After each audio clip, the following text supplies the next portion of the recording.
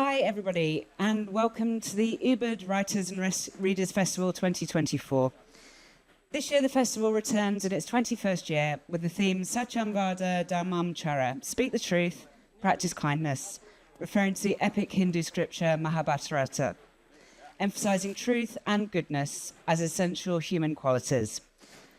This theme is related to the Balinese Hindu principle concept, Tri Pramana, the three powers within humans: Vayu, wind; Sabda, speech; and Idep, mind, which represent the ability to live, speak, and think. From the 23rd to the 27th of October, we're featuring writers, artists, intellectuals, cultural experts, and speakers who will share their visions on how they and we can strengthen the values of truth and fairness. There are very few spaces left where we can discuss what is inarguably the most dangerous conflict in the world today. Over the past year, more than 40,000 people have died and millions have been displaced in the latest upsurge in the conflict in the Middle East. Israel is showing no signs that it will cease its assault on Gaza and Lebanon. And Hamas and Hezbollah and the Yemeni Houthis are also showing no signs of giving up their own violent campaigns. Even when this conflict does finish, the issues at the root of it will still not be solved. So on today's panel, we're privileged to have with us four writers who can offer their own unique and deep perspectives on what's happening in the Middle East today. Joining us on the screen is Ori Goldberg, who is a leading Israeli academic who focuses on modern Iran and Shiism and its role in the region. Over the past year, Ori has also become a prominent critic of Israel's military actions and is a regular commentator on the current conflict for international news channels. Sara Saleh is a lawyer, human rights activist and poet, born in Australia into a family hailing from Palestine, Lebanon, and Egypt. Her latest poetry collection, The Flirtation of Girls, explores multiple perspectives on the female Arab and immigrant experience, including the wars in the Middle East. Amin Saikal is the founding director of the Centre for Arab and Islamic Studies at the Australian National University. He's a political science and international relations specialist focusing on the Middle East and Central Asia in their historic and contemporary context. He's the author of many books, and his latest, How to Lose a War, tells the full story of the Taliban's return to power in Afghanistan in 2021. And Atef Abu Saif is the former Minister of Culture in the Palestinian Authority and an acclaimed author. He was in Gaza on October the 7th, 2023, and his new book, Don't Look Left, is a searing first-hand chronicle of what happened in the weeks and months that followed. So, Ori, Sara, Amin and Atef, welcome.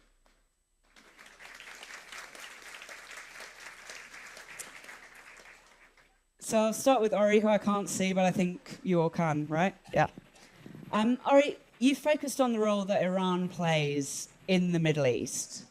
Do you think that Iran is at the root of the current conflict, as Benjamin Netanyahu tells us? No, certainly not. I think Israel's strategy of using you, it's casting you on the main orchestrator, the enemy committed to Israel's total destruction, is simply a way of laundering Israel's occupation of Palestinian boundaries. I think it's a useful Israeli strategy for domestic consumption, but I think it has always also been useful for quite some time because as a part of this strategy, Israel ultimately gets total impunity. Israel is not responsible for its humans. Israel is up against a diabolical enemy that is interested exclusively in its destruction. And everything that Israel does is simply in self-defense. And I think we can observe the past year and see how Israel has expanded the doctrine of self-defense to include pretty much doing whatever it wants to whomever, whomever. So, no, I certainly don't think Iran is behind what's happening in the region.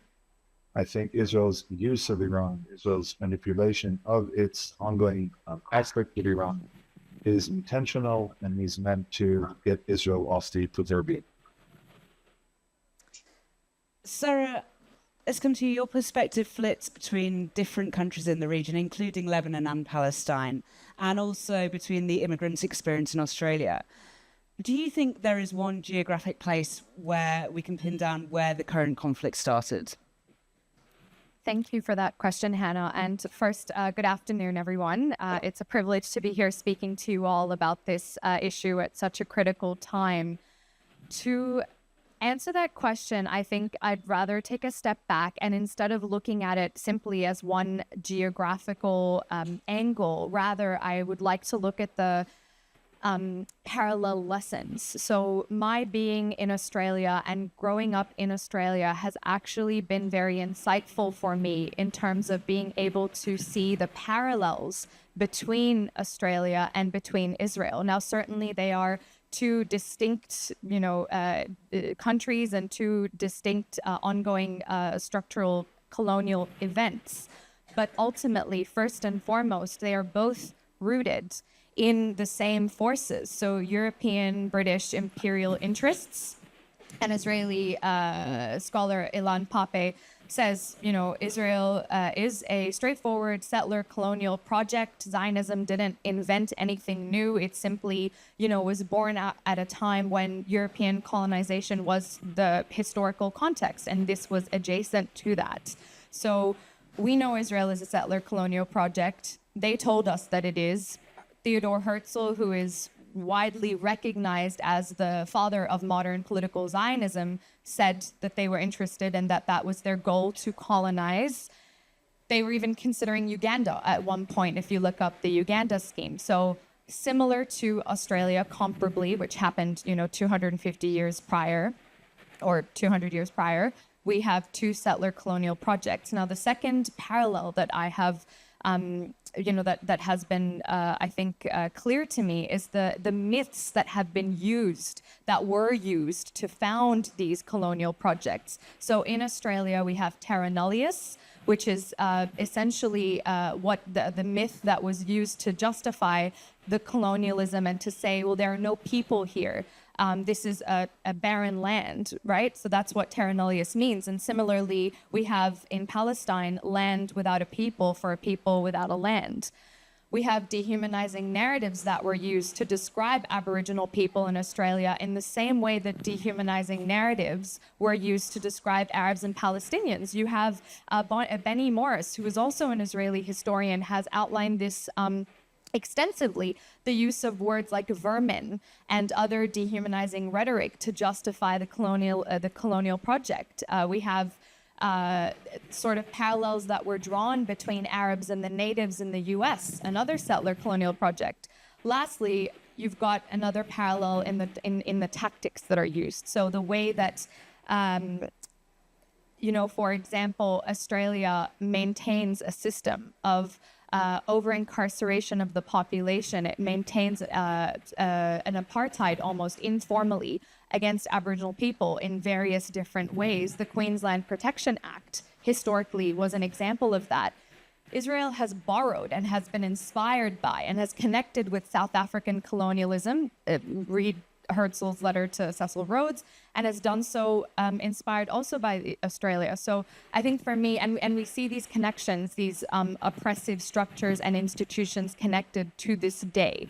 The same system that maintains the infrastructure of occupation, G4S, is the same system maintaining the human rights violations and abuses in our Australia's refugee policy. So there are plenty more parallels and lessons and insights to take, but I think for me, being in Australia, I am well placed and to understand and speak to these issues in that way. Thank you. Amin.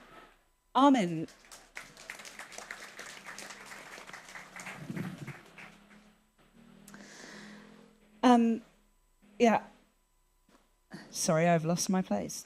Amin, you study relations between the Muslim and Judeo-Christian worlds going right back into history. What is your perspective on where this current conflict started? Well, good afternoon, everybody. For most of the history, the Muslims and the Jews have lived in harmony and have led peaceful coexistence. There have been, of course, incidents in history which have diluted the relationship between the two sides. Of course, one incident really goes back to the 7th century during the time of the Prophet Muhammad, when there was a community of Jews in Medina that collaborated with the opponents of the Prophet in Mecca. But from then on, the relationship had been very cordial in many ways, and Muslims and Christians, and for that matter, Jews, have lived side by side, whether it's been in the core Muslim countries or majority Muslim countries, or for that matter, outside the majority Muslim states. I don't think that conflict, the Israeli-Palestinian conflict, could be defined in terms of religious conflict. It's not a conflict between the Muslims and the Jews. Islam commands its followers to respect all the other earthly, heavenly religions that were revealed before Islam, respect their prophets, and respect their holy books. Of course, that's not always been reciprocated by the other side, and that has created tensions between Muslims and Christians, and for that matter, also Jews from time to time, and also those people who prescribe to the Christian, Judeo-Christian doctrine, that they have basically taken advantage of the situation to fuel the relations between the two sides.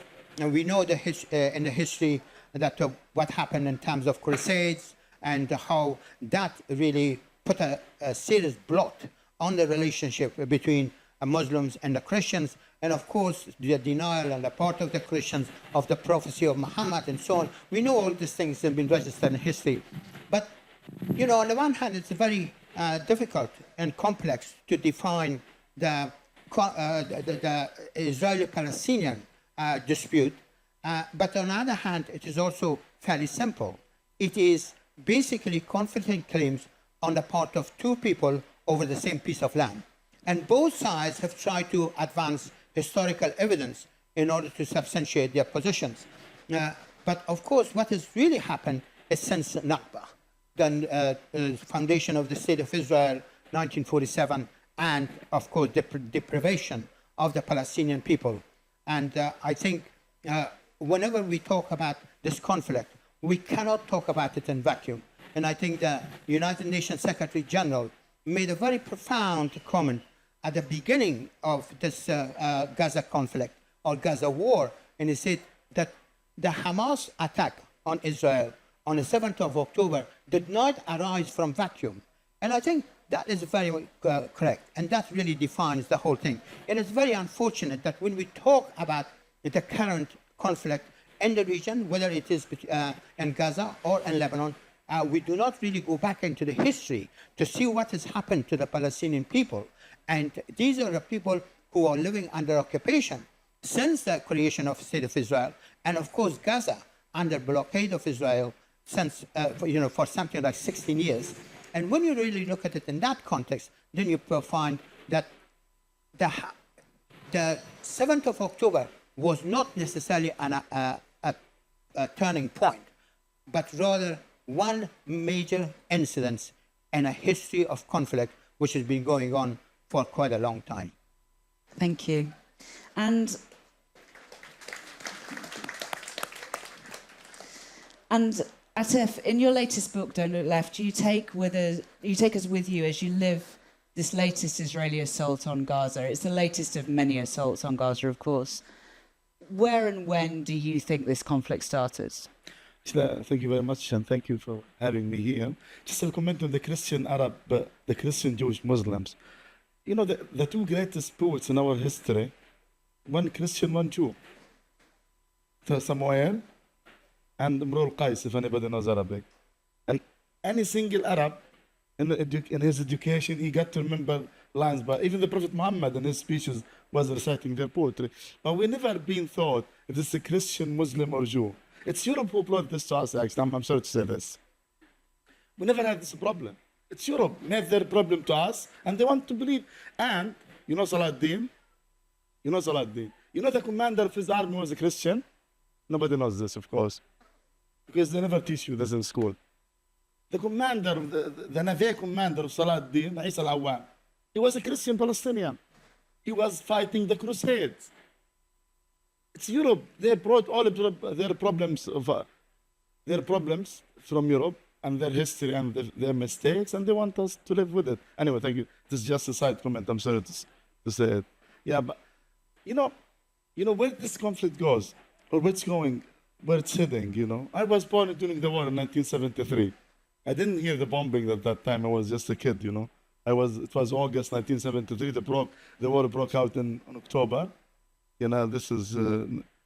But since then, I live in a war, and it's not a truth. It's not a new war, actually. It is a war that continues since my grandmother Aisha was expelled from Hirvela and Jaffa and sent to be a refugee to Jabalia. So it's never been, and I know all the Middle East conflict. I lived and I was in Israeli jail in the first Intifada, as you know, as most of my generation, and I was shot as well in my liver, etc. So you know, one of my novels, which was in the Arab Booker Prize, says Naim was born in war and he died in war. It's not be Palestinian. 95% of the Palestinians in Gaza, they lived all their life in one war. 95%, believe me. I know this. I'm teaching political science at Lazar University for being a minister, and you know, and all the Palestinians in Gaza. It's not in Gaza, of course, definitely, but I mean Gaza because it's the hottest spot where everything is taking place. You know, it happened. You know, so 95% of the Gazans, they were born. My dad was born in a tent and he died in a tent. And this is not the metaphor of an author. It's true. He was born in a tent in 1950 when my grandmother and she's, you know, she's this lady, she's great. The first thing she did when she was expelled from her hometown, she got pregnant. She believed that life has to continue despite everything, and she brought my dad. But unfortunately, my dad was killed in the war in April, 14 April, in Jabalia, where he didn't. So how this conflict can be solved? How conflicts can be solved? Either you continue fighting. This is what Netanyahu wants, actually. You know, when everybody put him in the corner and saying, please, let's make a deal. What he said? He told the army, guys, let's go to Lebanon. So now everybody begs him, please, stop the war in Lebanon. Then he says, let's go to Iran. So either this conflict is solved by the continuity of this war or by peace. How peace can be achieved? You know, you cannot be safe in your home while your neighbor is not. And your stomach is full, as we say in Arabic, while your neighbor is hungry. And you cover yourself near the stove and you enjoy the warmth, and your neighbor is dying from coldness. So it's simply the Palestinian has to be given the right. How this right is given. Either we have two-state solution or one-state solution. Is there any other option? Anybody can create something else? So I always say, either you live with us or leave us. Either you live us or leave us. You know. So again, remember when Arafat did the peace deal in Oslo, 70% of the Palestinians were against Oslo Accord, right? My mother was with, because my brother was in jail, and she went demonstrating in favor, because she wants her son, but he was not released. He died before him being released. Anyway, so when Arafat did the peace deal, 70% of the Palestinians, I was a student at Bayezid University at that time. All Gaza, I remember I was there, went in the street welcoming him, including those who were against the Oslo Accord.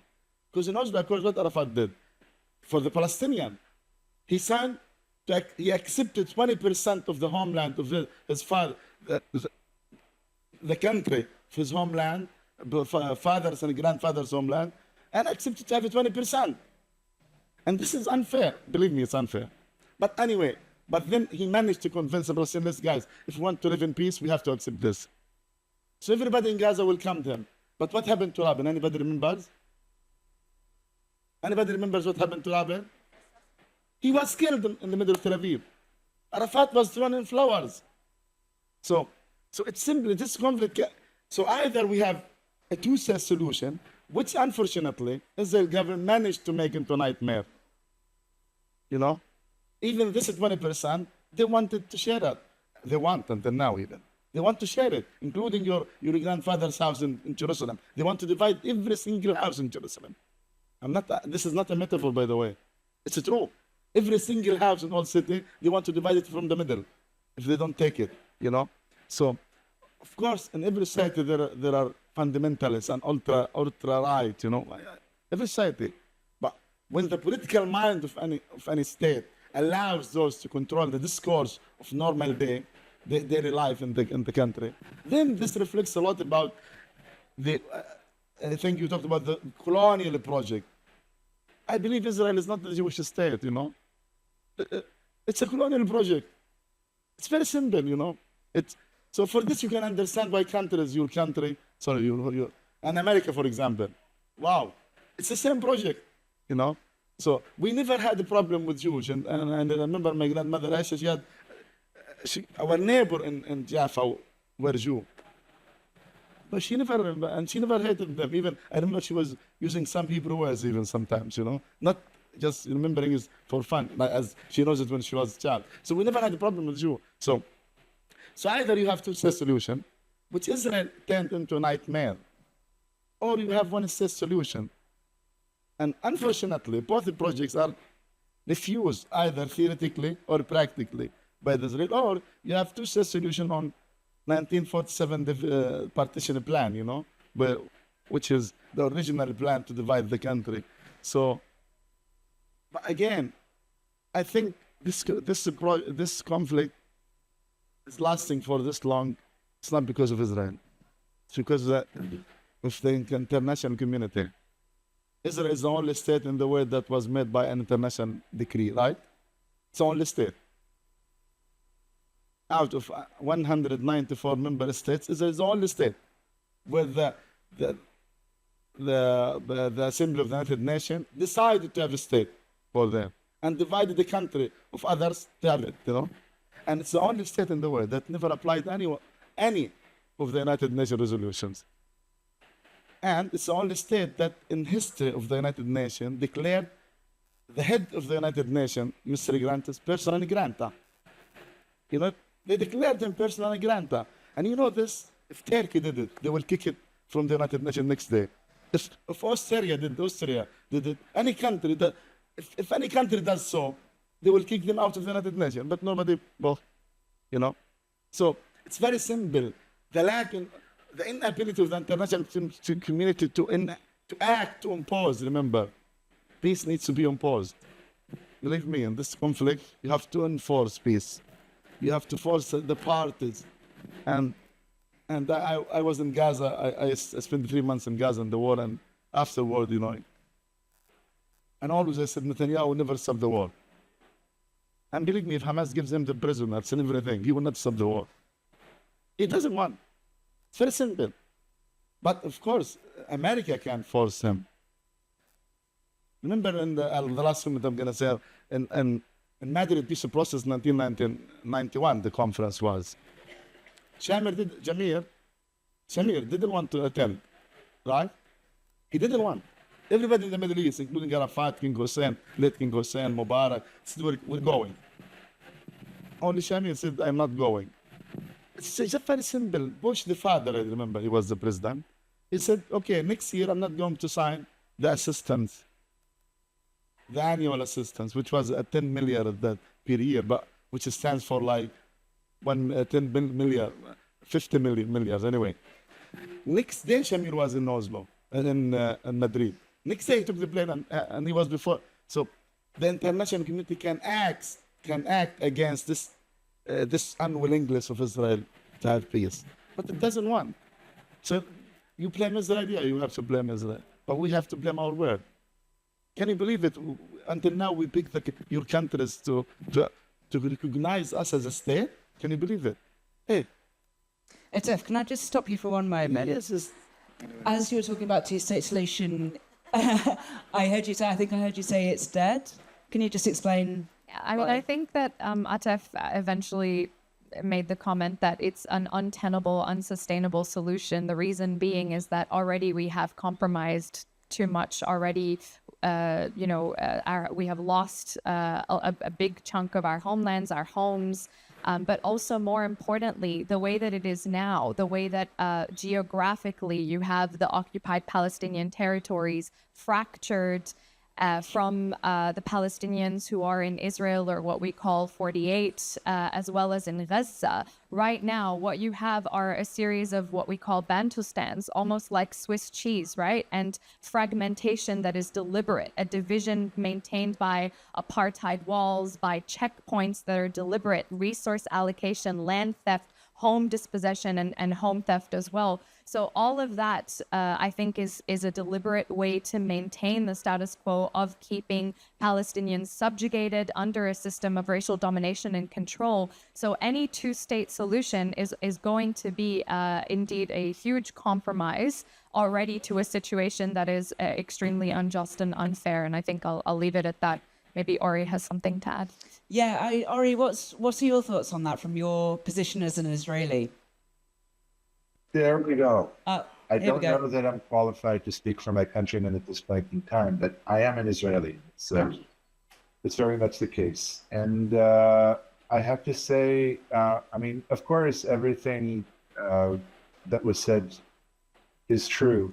And, but I do want to jump out on a point that Atef made about the fault of the international community. I don't think you can separate Israel from the international community. I don't think the international community has standards that Israel doesn't apply. I think that Israel's actions at this moment are the epitome of the international order that is based on distinctions between those who are entitled and empowered and those who aren't.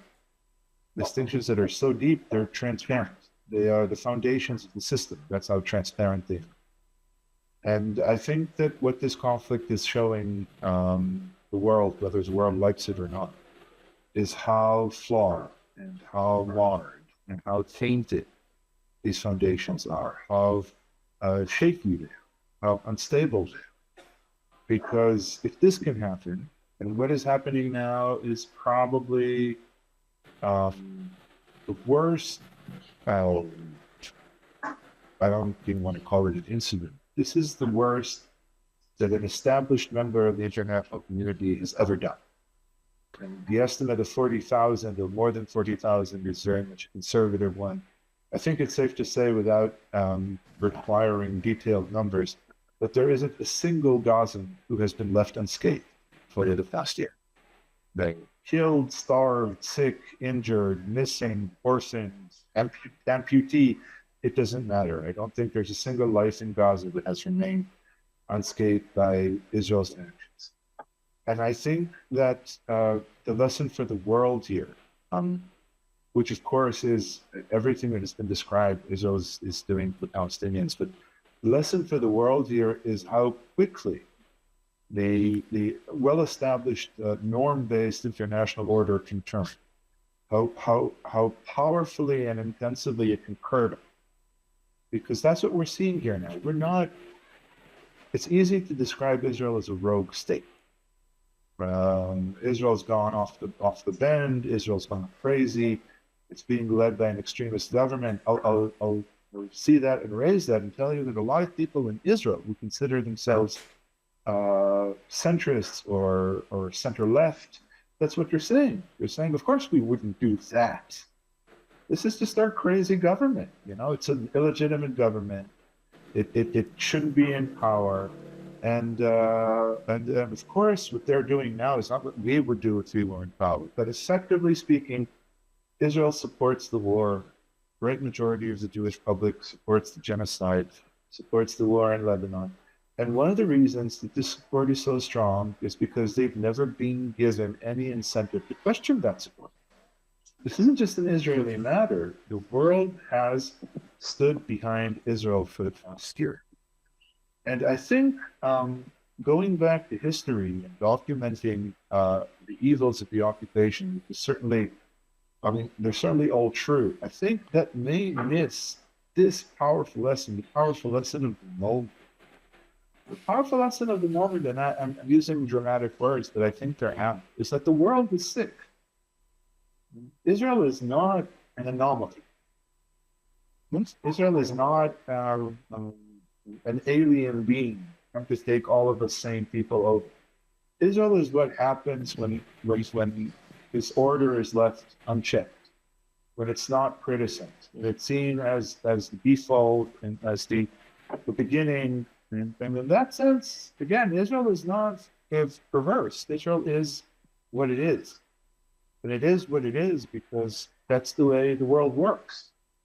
So I'm not even sure that this is the time to talk about solutions, because words have lost their meaning over the past year. Words that have been the bedrock of the international order.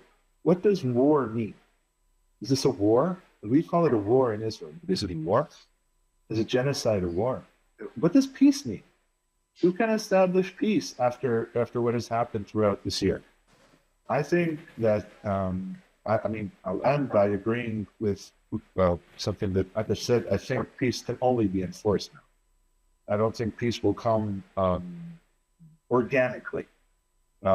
It certainly shouldn't from the Palestinian side, and I don't think Israelis have it in them. I think Israelis don't support peace.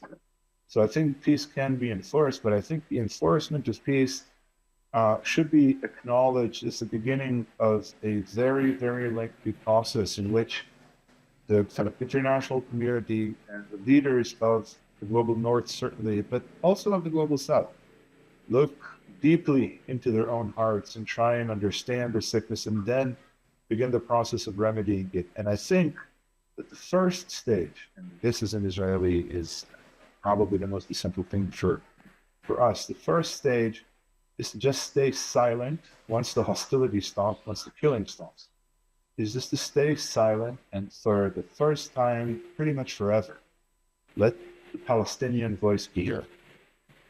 Okay, I'll make a silly analogy, trite analogy, just for the sake of our discussion and then end. This isn't very different from Me Too.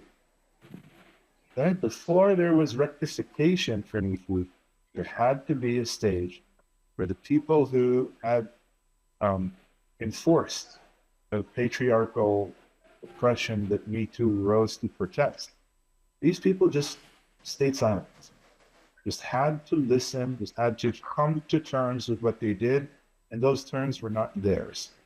I don't believe we can ever have any kind of negotiated solution, one state or two state, without such a state that I think perhaps South Africa is the closest with its truth and reconciliation.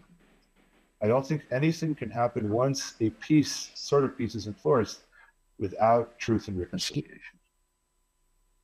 Thank you. And Amin, I'll come to you in a second, but I think you have a response. I just very quickly wanted to pull out one thread that one comment that Ori made, which is, it would be a mistake to think that the current intensification of violence, the current genocide is, simply because of a extremist, fascist right-wing government in Israel, and that this is all Netanyahu's doing, and that we sort of reduce everything to this moment. I think this is actually the root of an ongoing, as I said earlier, a settler colonial project, the thread that ties. It's an ongoing thing that is predicated, an ongoing project predicated on the elimination of the native. And this is merely the latest episode. That's what it looks like, a genocide. But this isn't whether, don't be fooled by right-wing, left-wing, centrist spectrum.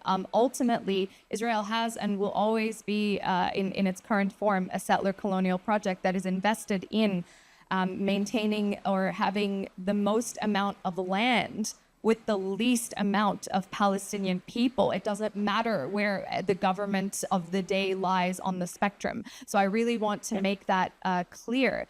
And now, for the benefit of people in the room, I am not just a lawyer, but I'm also an artist. And I see the artist's job as, even though, it's hard to talk about what a solution looks like, it's hard to even imagine peace in this moment as thousands and thousands of my people are being, and our people are being slaughtered every day, and we are witnessing it on the screens. It's hard, but I say to myself, as an artist, it is my job to take a step back and try and look at what future alternatives, what visions for a future alternative might look like. That is what the artist does. That is the work. And so for me, I will point people to a Palestinian giant and scholar. His name is Salman Abu Sitta, who has mapped out what a future could look like, how we would dismantle the settlements, how Palestinians from around the world might be absorbed at a sustainable rate, how we would end the siege, end the occupation, how Jews who, whether they are refugees or whether they're indigenous, all people would be able to come and be part of this land, whatever it ends up being called, but Palestine. The point, the ultimate point, is that Palestinians deserve to be free. Palestinians deserve to live and be afforded their full humanity and be afforded their ability to choose and make choices and dream, and not have to do that with a gun to their head or a boot on their neck every single day. And there's nothing wrong with us having a one state where everybody lives in freedom and dignity and equality. Why shouldn't we? Why can't we? That is the aspiration. And that for me is what I work towards, I think, ultimately. Thank you. And Amin, do you think there is any hope left for the two-state solution?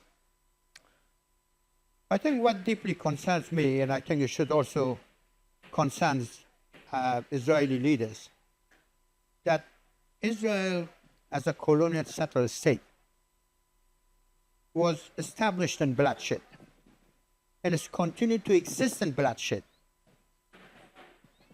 And what's happened over the last 12 months or so is really the scale of the violence which has been perpetrated on the people of Gaza and, of course, to a large extent, in the West Bank. People keep talking about two-state solutions. Many Western governments talk about two-state solutions, but it's used more as a cover for doing nothing. Basically, allowing Israel and enabling Israel to continue the expansion of the Zionist state.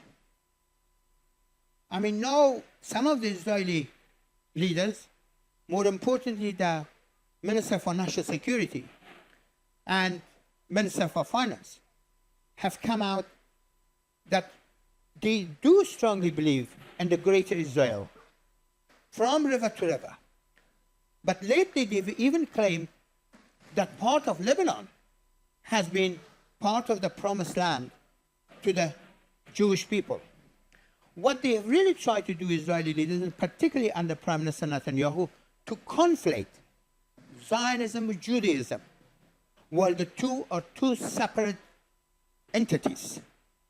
This conflation has been very misleading to the Israeli population and been very misleading to the world opinion. And I think that is what has to be always understood and clarified, that there is a fundamental difference between the two. Just simply because you criticize Zionism does not necessarily mean that you are against Jewish people. That's a different thing altogether. There are enlightened Israelis, like Ori, who criticize the policies of the Zionist state in Israel.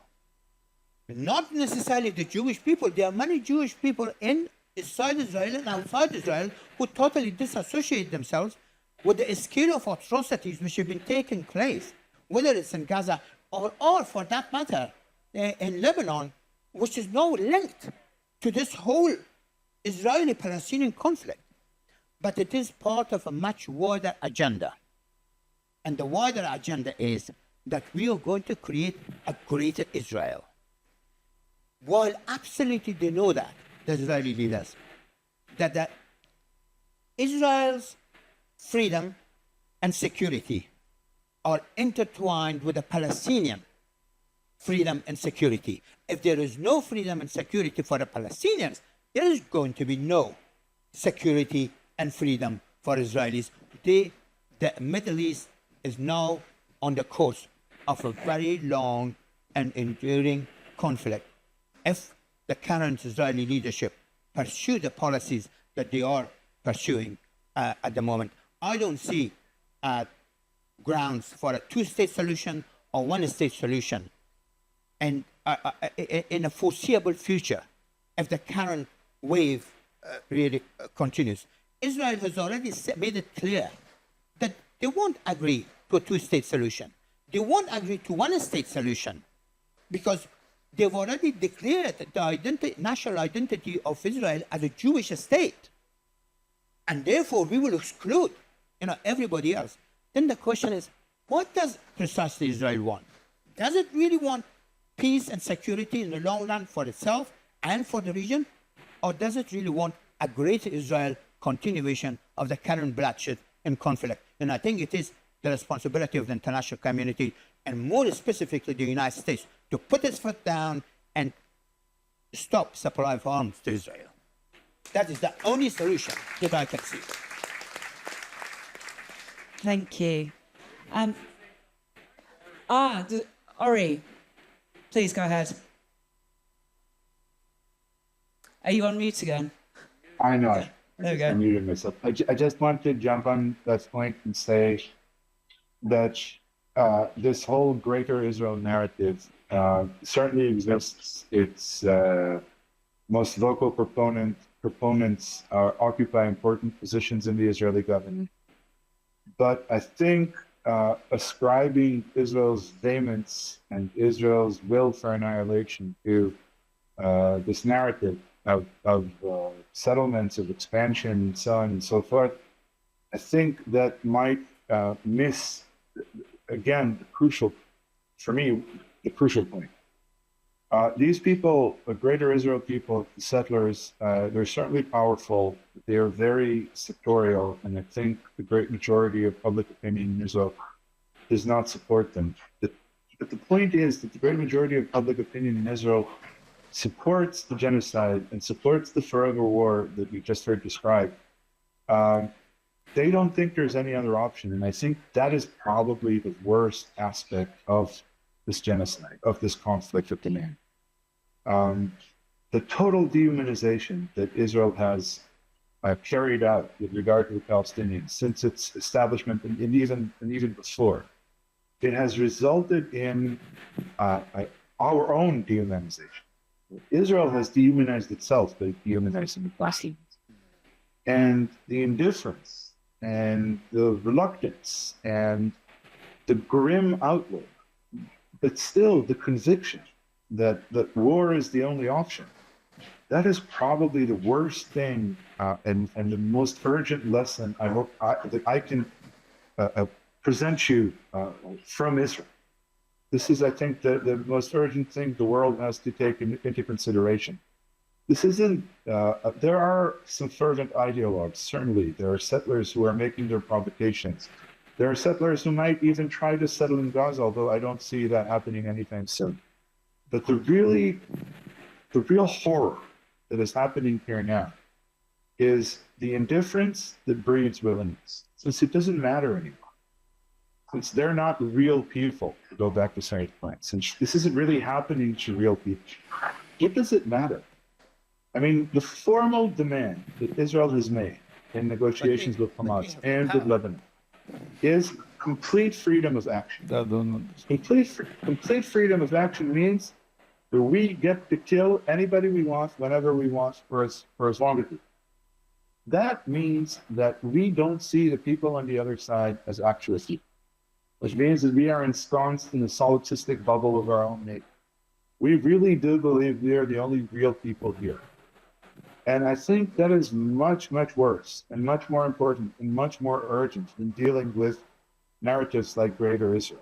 Because it doesn't matter if Israel is greater or not. Israel reserves the right to do whatever it wants, whenever it wants. If that is true, if the world grants Israel that right, then the entire global order has gone morally and strategically bankrupt. There's no reason to think it.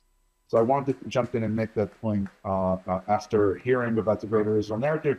Which is definitely there, definitely dangerous, but I think is the lesser of the two poles. Thank you. And as it's really clear, I mean, the future of the region, we just cannot predict what it's going to be, particularly while this war is still claiming scores of lives every day. But at some point, there are going to be people left to pick up the pieces and a region that's fundamentally reshaped. And I'm interested to know, Atef, as somebody who's been in Gaza since October the 7th, and of course also as a former minister in the Palestinian Authority, how do you think that October the 7th and what came after has changed Palestine beyond the horrific images that we see on television? First, again, it's not the, I think you mentioned rightly, it's not the question of October 7 and if it's the reason behind what Israel is doing. Israel is doing this since ever. And just one day before October 7, a Palestinian fisherman was killed in the sea when he was fishing from Shadi refugee camp. So it's not, what strikes you all about what's going on now? It's been happening in the Nakba, more savage and more brutal than this now. But we didn't have social media. 57 massacres were committed against Palestinian villages in 1948, which I think Emeritus and other Israeli historians reported, the Alan Pape and the Emeritus and others, in which one of them, like Deir Yassin, all the village was wiped out. And nobody is accountable for this. But now, in this imagination of trying to look into this history, because I was born in a refugee camp, but just I know this conflict, And I was supposed to be born in Jaffa, actually. And I still have 4 villas owned by my family, but by me, actually, by my grandfather. They're still there in Jaffa. And I live in a refugee camp. But anyway, what I'm saying, because now there are social media, Facebook, Instagram, we see things. And we were surprised that can anybody in the world can be this inhuman? And actually, you're not angry with Israel. All the solidarity, they're angry about themselves. That this happens in the world they live in. They couldn't believe it happens. Because in every war that we witnessed, at least in our generation, at least in the last, I would say 30 years, we never had images like these. I know it myself, and you saw it from behind the screen. And believe me, it's not 100%. I saw it in my eyes. So what I'm saying, is that we couldn't believe that. Again, I don't agree with the idea that this is Netanyahu, and as if the armies are angels. You hear this in the news. Israeli armies urge Netanyahu. Hey, don't believe it. They're the killers. Who kills the people? Who killed my niece 3 days ago? She's 8 years old, Sana. And my aunt as well, her grandmother. Who killed them? Is it Netanyahu? So, to make this differentiation, is something just to get rid of the burden of our responsibility. It's as if the armies are angels and they're good, and they urge Netanyahu to make it. Hey, come on, this is all made, fake. It's the army who's killing the people. The army could say we don't want to do it, right? And many armies in the world they did so. Many armies in the world, even through the European colonial experience, the French colonial experience in certain areas, they could say we don't, but they actually just, So what hits our mind as witnesses of these crimes is our inability to stop it. And it happens with your tax money. Right? It happens with your pocket. From your pocket it goes. To be your Australian, American, English, whatever. It's from your pocket. And the children in Gaza are killed, including my niece, Sama. from your money. And so again, I always believe that hope should exist. And we should not close this or talk without talking about the hope, you know. You know, we were supposed during the Nakba to vanish, you know. You know what? When in the Nakba we were expelled out for our hometown, we were supposed to vanish, to disappear, like the dust, you know, when you have a dust in the step door and your mother or your father does it, like, it disappears. We were supposed to disappear. We didn't. So, again, either you live with us, or you leave us. It's very simple, you know. There is no logic. I don't, how, you know, nobody, most of the people know, they know inside themselves, but they don't accept it. Israel is an illegal member of the United Nations. It's illegal. Because when it was granted membership in 1949, anybody knows the condition? Which Ashkul, the Prime Minister, the Minister of Foreign Affairs, signed a letter for this. Accepting the resolution 194, which states the right of the Palestinians to return to their homeland, to villages and towns, and the partition resolution. This Israeli membership so Israel is an illegal member of the United Nations since 1949. And nobody says so.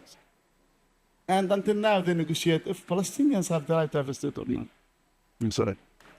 Can I just add, you said there's no logic. There is. It's colonial logic. This is literally what you're not supposed to accept. Predicated, right? No, of course not. And I think in context, just to add to what you were saying, you know, I'm not exactly sure what else Palestinians can do, you know, in the context of we have employed every non-violent resistance strategy in the world that there, you know, that there is. We've boycotted, we've done BDS, boycott, divestment, sanctions, we've negotiated, we went to the UN, we waited for the UN, we protested peacefully. Gaza had the Great March of Return, and protesters were shot in the kneecaps, and the world didn't blink an eye. You know, Palestinians have been doing everything that is in their power to have the world notice. And I think the fact that, you know, a 21-year-old in Gaza has gone through or experienced 5 different, you know, Israeli invasions or assault, the fact that the majority of the population in Gaza is experiencing not PTSD, there's no P, it's ongoing stress,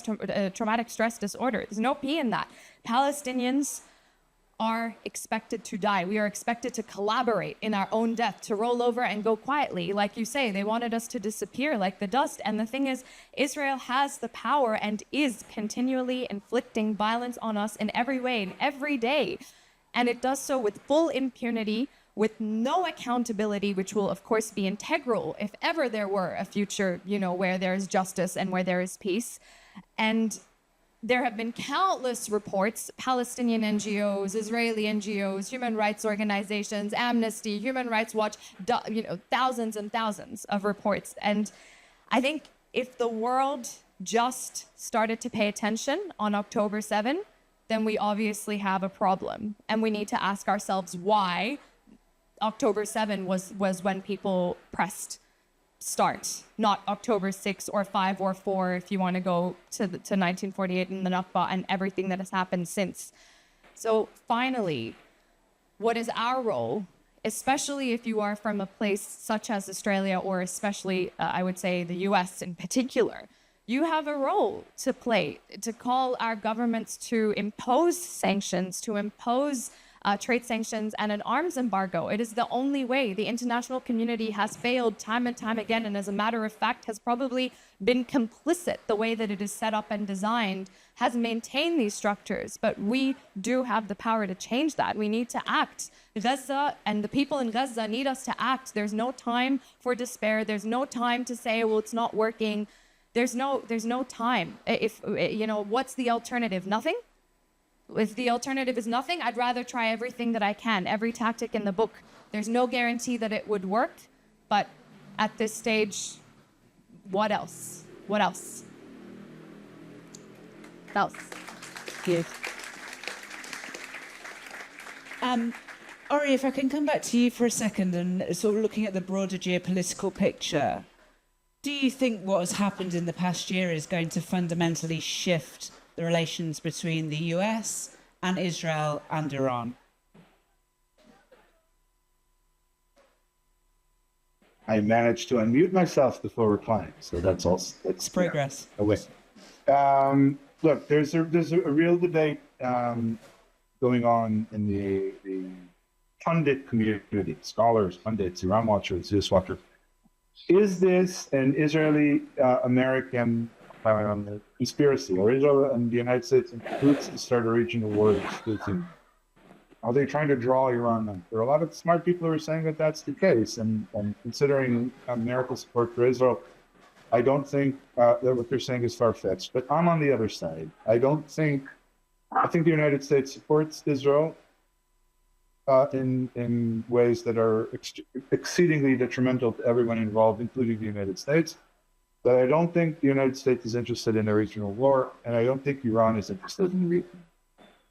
I think the Iranians are doing everything they can to project restraint and moderation, and that includes the Iranian strike on Israel recently, which came after much provocation and attacks on Iran and Iranian targets from Israel.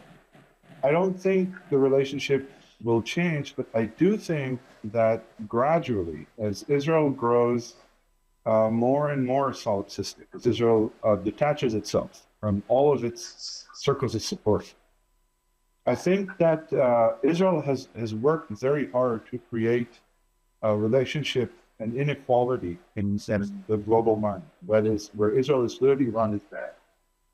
So Iran was considered mad, bad, and dangerous to know, and not a responsible partner, and was a polite state, and so on. I think one of the effects that we are beginning to see in the Middle East is that because Israel is looking so bad, Iran is beginning to look good, regardless of Iran's actions. I think Iran is turning into a solid part of the future Middle East in the eyes of many, including its rivals in the Gulf.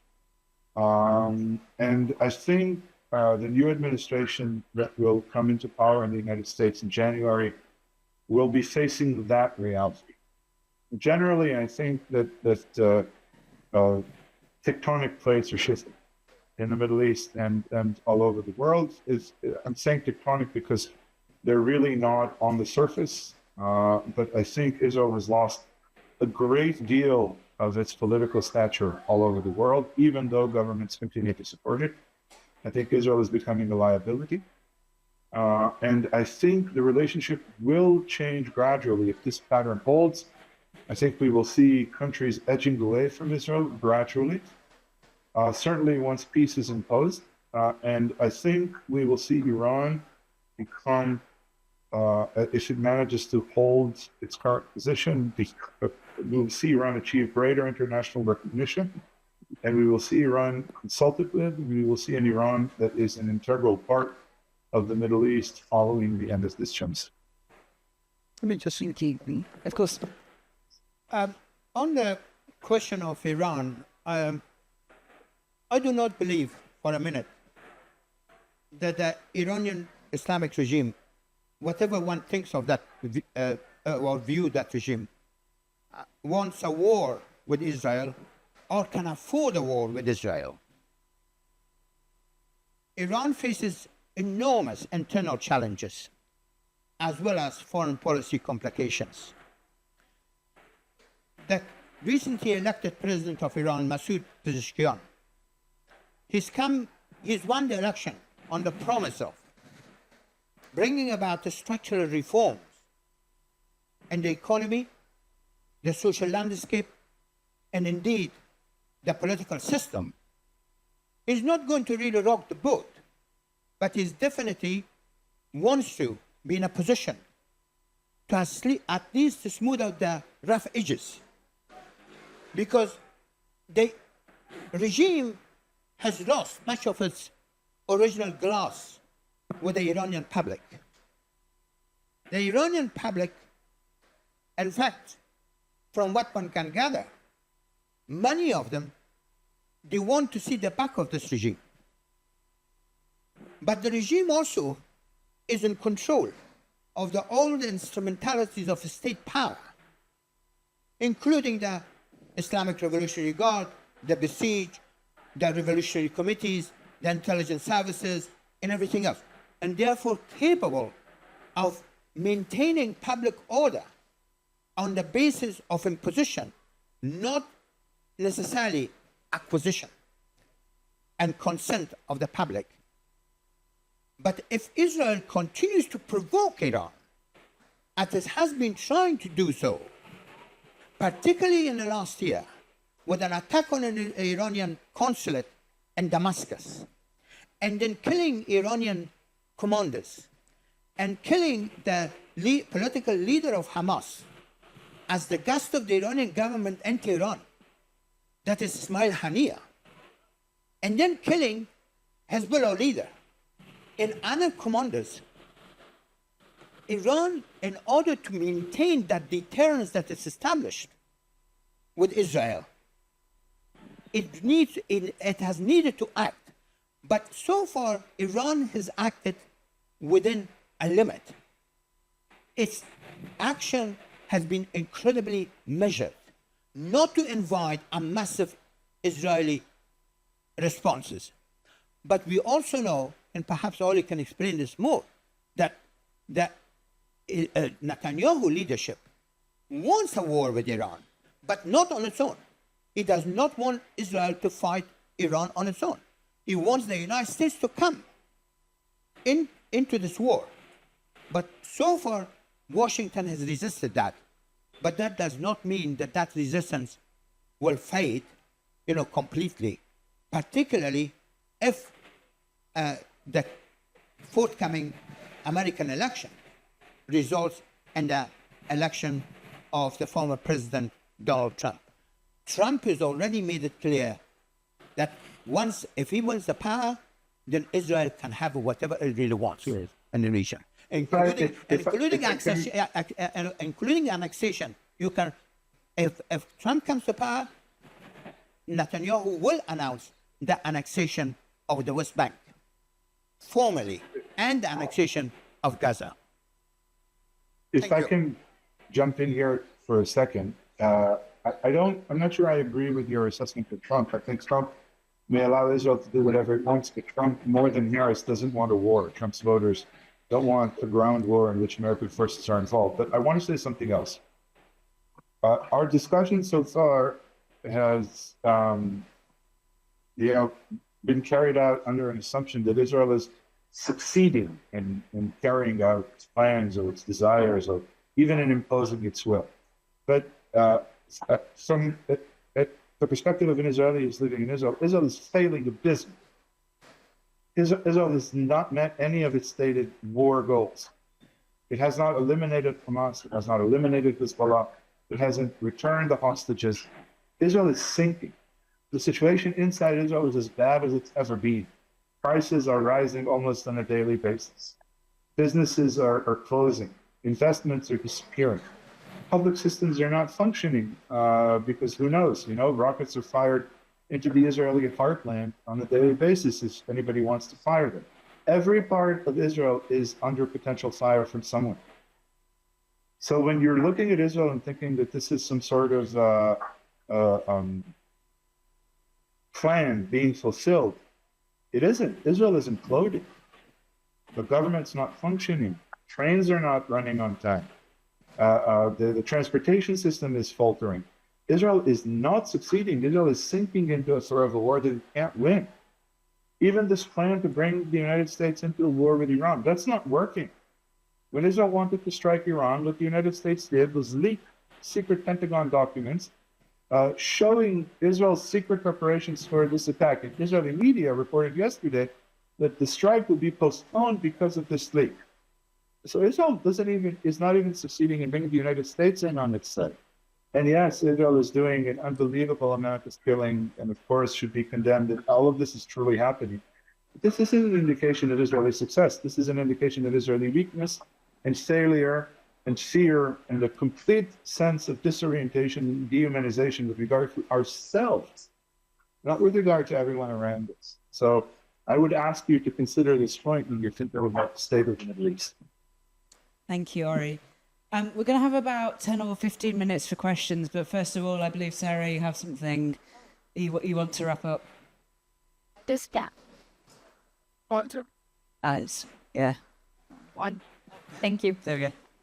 I just wanted to end this by saying that I do think that this is the beginning of the end. And in 2024, it is untenable. There is no room, I think, no appetite for most people, for most of the world, for states that are built on exclusion and hierarchy and racial discrimination and supremacy. And I don't think that we need a state based on Jewish supremacy, but that claims that it is, the narrative is that it is a safe haven for Jews. I don't think we need that. I think what we need is to make the world safe for Jews everywhere, wherever they go, just like we need to make it safe for everyone, for all of us to be able to, as I said, live fully and have that dignity and that freedom and our rights. And perhaps, again, that's an ideal, but I would much rather that than, as we can see, the current state, which is just not working without a massive, and it won't work. It'll come at a great cost, and that is a disconnection, people's disconnection from their own humanity. How else do you reconcile what's happening? How else do people in Israel reconcile what is happening? They must be deeply cut off from themselves. And so for me, Palestinian freedom is inevitable. I know that, as sure as I know my name, it is inevitable, and we are not the exception. Empires and colonial projects have fallen before and they will fall again. We just need to keep chipping away and making Israel a bad investment. And that is what I ask of you all. Thank you. Okay, so if anyone has a question, if you could raise your hand, I'll ask you to keep it to one question each. And if it's for a specific member of the panel, please say who it's for. Go ahead. Ah, yeah, I can see a gentleman at the back there. Do we have microphones? The lady over there, she's been... Are there any maybe you can stand up and shout out, if that's all right. Yeah, you. Oh, there we go. Hello. Thank you for that very enlightening talk. Can't hear me now? Okay. You're good. Yeah? Okay. I just wanted to ask about October the 7th itself. And I feel that Al Jazeera maybe stopped just short of calling it a possible false flag, for a lack of a better word. And I wondered if there was any insights that the panel had about perhaps Mossad and the Israeli forces intentionally standing down to allow this attack to come through in order as a to then, go on and create this project that, with a final part to see, are we actually seeing the intention of a greater Israel play out?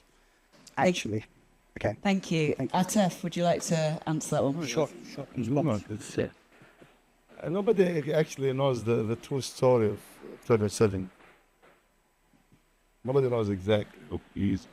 And I was in Gaza. I was swimming in the beach at that time. I remember that 5 years I never swam in the beach. So I told my son, Yasser Arafat, my son is too old. I told him, let's go to swim in the beach. It was 5:30 in the morning. Then this was my last beach. Anyway, nobody knows exactly what happened, And this is, historians can tell again. And definitely,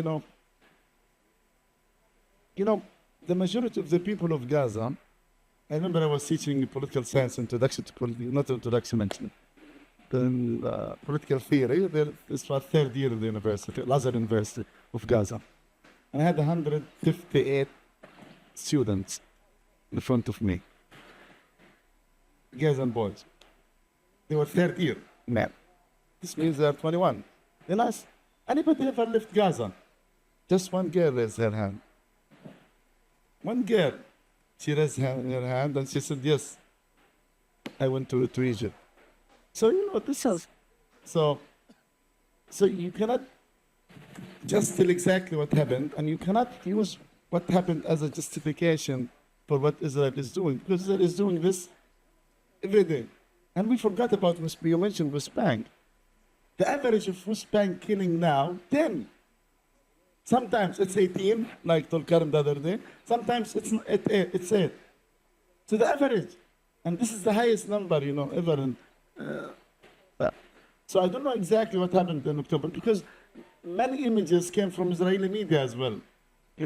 We have to remember this. It's not all came from Al Jazeera. So I think that this, I would leave it for historians, because somebody will tell the story later on and how things happen suddenly. But at the same time, if Israel thinks by deterring the Palestinians, by killing Palestinian children, destroying their houses, their cities, they didn't. As a novelist, at least, I'm not a political scientist or poet, but as a novelist, what was shocking me is killing the city itself. Gaza city was killed. It was it's assassinate, like I was seeing the city every day. Like you see somebody you love dying or losing part of his body every day. And I was seeing the city like this. Because I know the city, I wrote my 10 novels. My 10 novels took place in the city. So every day for 3 months I was seeing the city. So what I'm saying is that, this cannot be used as an excuse, and this doesn't justify anything. And if you want to talk about October 7 as just, why the war broke out? It didn't break out. It's a continuous war. And I told you a day before that, a Palestinian fisherman was shot on the beach while he was fishing. So it's never stopped. Even you cannot bring one single day. And I think all of us talking about Israel's failure in economy, she's failed in economy, she's fragile. No. Israel is only successful in one thing. You know what it is? Killing Palestinians. It's good in this. They're brilliant in this. But with our silence, definitely. Sorry. Thank you. Anybody else? Hi. Yeah, this lady here. I think there's a lady over there. Sure. She's been. We go for this lady here first. Yeah.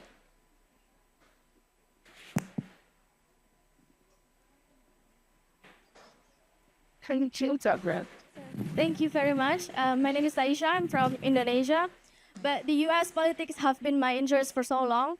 So my question is, who should we pick this time? Like, who is the better leader, It's like, we know that Trump will, of course, support Netanyahu. That's like 100% sure. But then, should we choose Kamala? Because then Kamala is also like very ambiguous towards what kind of politics she will conduct, So my question is like, for the Arabs in the U.S., like who should they choose? Is it better to be Jill, or is it not worth it? And because then Trump will win, So I think that's my question. Thank you.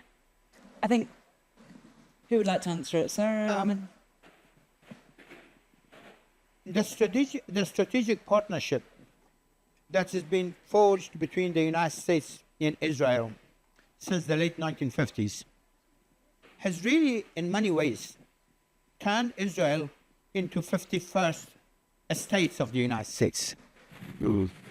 Israel is financially, economically, and security-wise very much dependent on the United States for its survival. In fact, if it weren't for America's support of Israel, particularly its military support of Israel, I do not believe for a minute that Netanyahu, or for that matter, whoever else, would have been at the helm in Israel, would have really dared to unfold the scale of violence that Israel has done in Gaza, or for that matter now in Lebanon.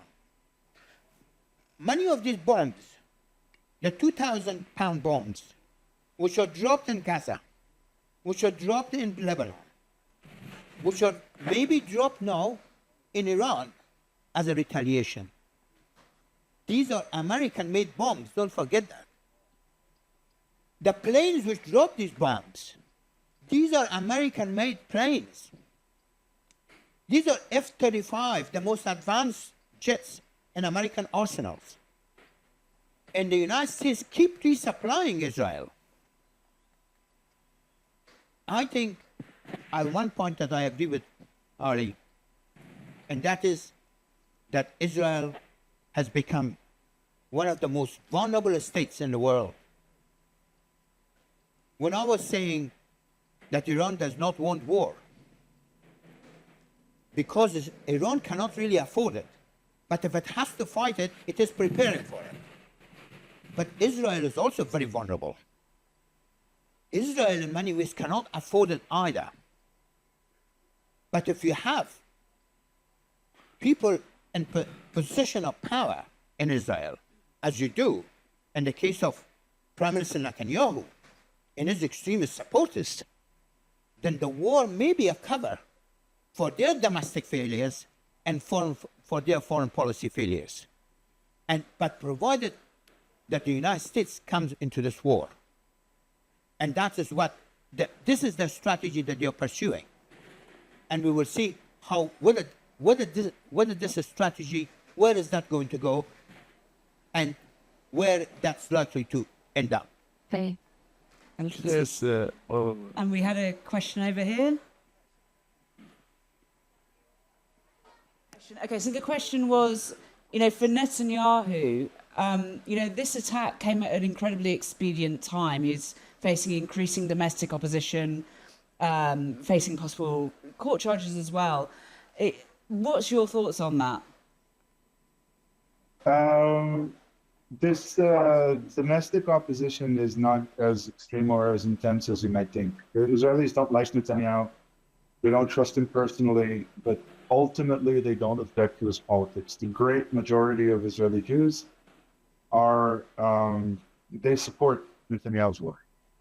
And they will not hasten to recall him. He will not be voted out in parliament because Jewish politicians in Israel, practically all politicians in Israel support this war and don't see any other alternatives and are in favor of it. Is Netanyahu covering up for his failures? Well, that's likely, but that's always an explanation, certainly with people who've been in power for as long as Netanyahu has.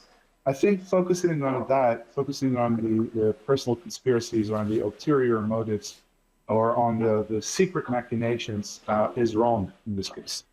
I think everything we should focus on is out there in the open. Israel is saying what it wants outright. There is no real opposition in Israel to the agenda being laid out by Prime Minister Netanyahu. This isn't an extremist agenda in Israel. Greater Israel is an extremist agenda. Complete freedom of action, Israel demanding the right guaranteed by the international community to do what it wants, when it wants, to whom it wants, that is mainstream in Israel right now. And in that sense, Netanyahu is not opposed. In that sense, Netanyahu, and his polling numbers are showing it, should he reach a hostage deal, for example, and call for a snap election, and with the promise that he will renew the war whenever he sees fit, there's a very, very good chance he will win that. So when you're looking at Israel now, again, I know, of course, what Israel is doing is egregious. What Israel is doing is horrible. So it behooves us, the citizens of the world, to look at Israel and see an anomaly, see an aberration. But as far as Israel is concerned, it is not in an anomalous position. It is not doing something that is outside its comfort zone, and it is not doing something immoral. We still think of ourselves as moral, and we've got the support of a great many world leaders to prove it. So when we're thinking about how to rectify this situation, it shouldn't be about stopping Israel. Of course it should. But at a very basic level, this isn't about stopping Israel. This is about examining profoundly the order and the conventions, the system of norms that has allowed Israel to make the shift from the transition from legitimate supremacy to what I've been calling murderous solipsism. And that is, of course, Israel's fault. But Israel, in this case, is reflecting the world, not distorting the world. I think that if I leave you with 1 point for me, I hope that is that point. Thank you. And I'm really sorry, I'm afraid our time is up. I know there are other people with questions, but I'm sure you'll all join me in thanking the panel, Ori Goldberg, Sara Saleh, Amin Saikal, and to Atef Abu Saif also condolences. Thank you. Thank you all.